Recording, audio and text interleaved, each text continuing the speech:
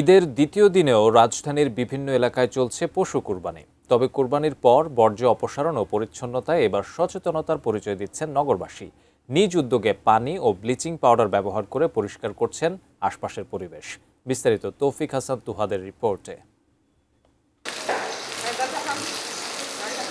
কুরবানির পর অনেকেই নিজ দায়িত্বে করছেন পরিষ্কার পরিচ্ছন্নতার কাজ। পানি ও ব্লিচিং পাউডার ব্যবহার করে ধুয়ে ফেলছেন রক্ত ও বর্জ্য।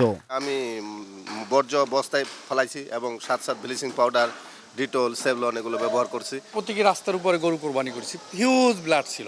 আমার দায়িত্ব, আমি কালকে রাত্রেও দেখেছি যে আমার দরজার সামনে এখানে ব্লাড পড়ে আছে।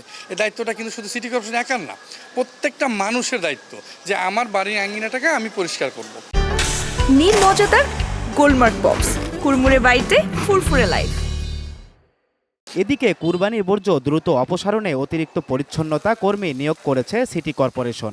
পরিচ্ছন্নতা কর্মীরা বলছেন ঈদের সময় অতিরিক্ত বর্জ্য অপসারণে তাদের বাড়তি সময় ও শ্রম দিতে হচ্ছে। এগুলা ছোট ছোট পিক আপ নিচ্ছে সিটি কর্পোরেশনের থেকে, এরা এগুলা ক্লিয়ার করছে। তারপর আমাদের ভ্যান সার্ভিস আছে। অতিরিক্ত সময় দিতে হচ্ছে, লাইতে 12টা 3টা এখন তো তখন লাগে। অতিরিক্ত বর্জ্যর কারণে আমাকে হয়তো একটু কষ্ট হইতেছে, কিন্তু এটা আমরা কষ্ট মনে করি না। সকালে রাজধানীর শাহজাহানপুরে কলোনি মাঠ পরিদর্শনে যান ঢাকা দক্ষিণ সিটি কর্পোরেশনের প্রশাসক মোহাম্মদ আব্দুস সালাম। তিনি বলেন, পশুর হাটগুলো নির্ধারিত সময়ের মধ্যে পরিষ্কার না করলে ইজারাদারদের বিরুদ্ধে জরিমানা ব্যবস্থা নেওয়া হবে। হাটের যারা ইজারাদার ছিল তাদেরকে আমরা পেনাল্টি করব, এছাড়া তার আর বিকল্প কোনো পথ নাই। এবং পরবর্তী পর্যায়ে আবার এই সমস্ত হাটের এরা ইজারা পাবে কিনা সে ব্যাপারে আমাদেরকে চিন্তা করতে হবে।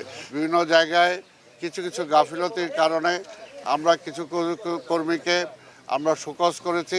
অন্যদিকে পরিচ্ছন্নতা কর্মীরা বলছেন, নগরবাসীর সহযোগিতা থাকলে দ্রুত সময়ের মধ্যেই রাজধানী পুরোপুরি পরিচ্ছন্ন করা সম্ভব। তৌফিক হাসান তুহাদ, এটিএন নিউজ, ঢাকা।